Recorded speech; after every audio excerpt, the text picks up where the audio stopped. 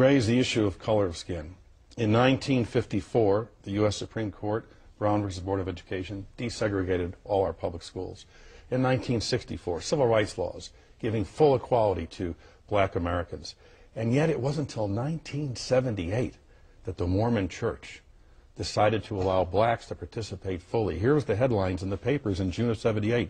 Mormon Church dissolves black bias. Citing new revelation from God, the president of the Mormon Church decreed for the first time black males could fully participate in church rites. You were 31 years old, and your church was excluding blacks from full participation.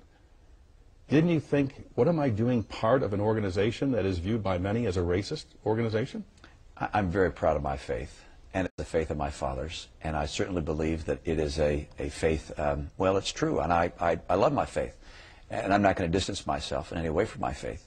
But you can see what I believed and what my family believed by looking at our lives. My dad marched with Martin Luther King.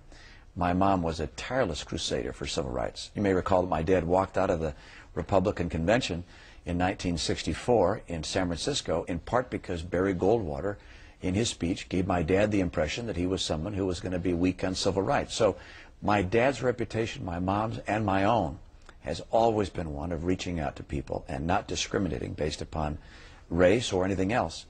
And so those are my fundamental core beliefs.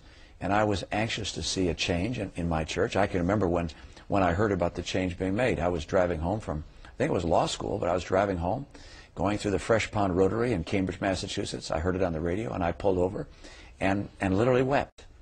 Even to this day, it's emotional.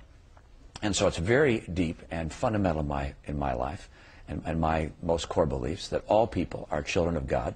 My faith has always told me that. My faith has also always told me that in the eyes of God, every individual merited the fullest degree of happiness in the hereafter. And I had no question in my mind that African Americans and blacks generally would have every right and every benefit in the hereafter that anyone else had, and that God is no respecter of persons. But it was wrong for your faith to exclude them for as long as it did. I told you exactly where I stand. My view is that there's no discrimination in the eyes of God, and I could not have been more pleased than to see the change that occurred. Let me talk